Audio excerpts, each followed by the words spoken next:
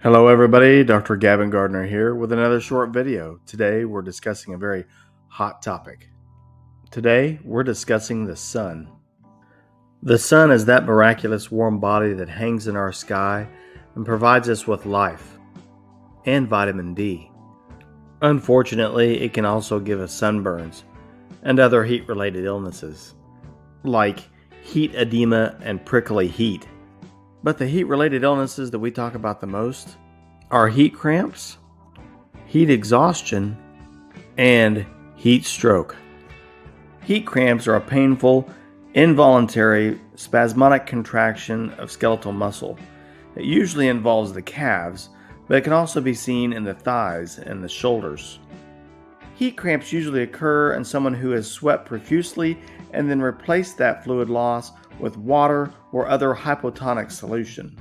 The pathology of heat cramps is most likely a relative deficiency of sodium, potassium, or magnesium, as well as fluid. Heat exhaustion is a syndrome associated with salt and water depletion and heat exposure. Some of the symptoms include things like dizziness and nausea and vomiting. Oftentimes, patients will complain of headache. They can also have low blood pressure and even sometimes have syncopal events. They will sometimes have mildly elevated temperatures, but their temperature doesn't have to be elevated at all to have heat exhaustion. They'll also present oftentimes very diaphoretic with other signs of heat-related illnesses like heat edema, which is just peripheral edema from the heat that usually goes away on its own. They can also have prickly heat, which is that pruritic rash, or heat cramps, which we described before. For the most part, treatment of heat cramps and heat exhaustion is just removal from the heat and then hydration. Most of the times this can be done with oral rehydration. Unless there's some barrier like nausea and vomiting, then you might have to do IV rehydration and also consider electrolyte replacement if needed. One debate always seems to be rehydration with sports drinks versus just plain old water, or either of those two versus some type of oral rehydration solution. This study, done in 2018, partially addresses that debate. The study concluded that there's no real difference between fluid retention using oral rehydration solution and sports drinks. However, in those individuals who have had a significant amount of fluid loss, I do believe that replacement of that fluid loss with glucose and electrolyte containing solutions is most likely superior to plain water. Plus, I don't know if you've ever tasted oral rehydration solution. It is not tasty.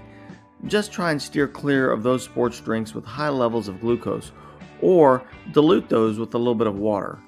Alright, sit back and find a shady spot. Grab your favorite highlighter colored drink, as now we're going to talk about the granddaddy of all heat-related illnesses. And that, of course, is heat stroke.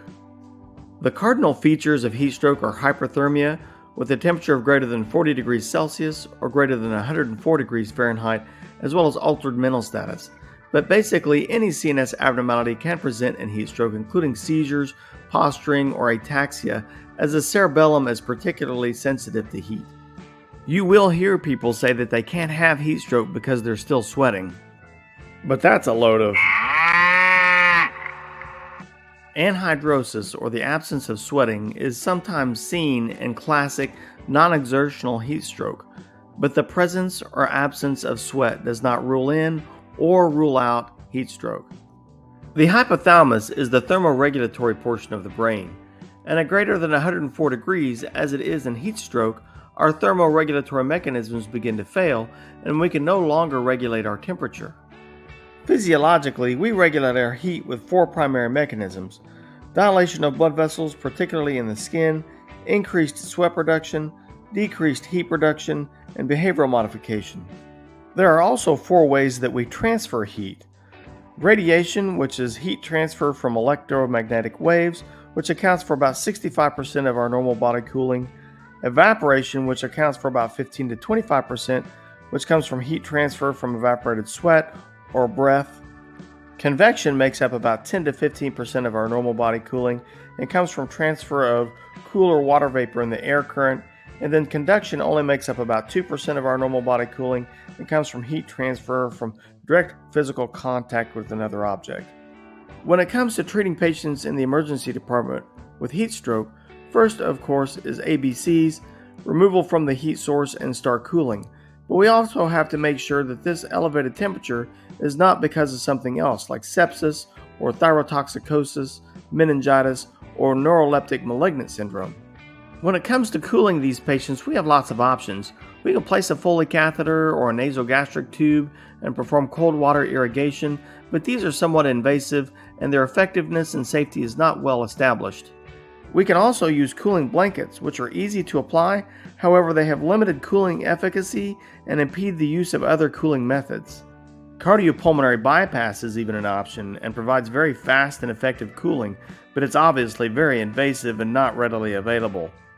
Ice packs can be applied to the neck, axilla, and groin and are easy to use and quick to apply.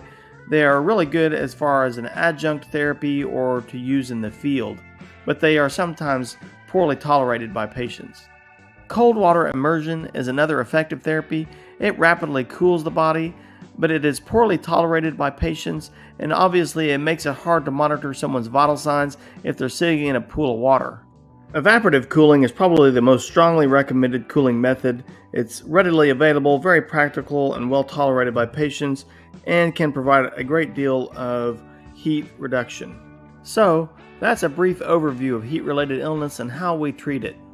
I hope that you found this short video useful, and it was my pleasure bringing you this educational material.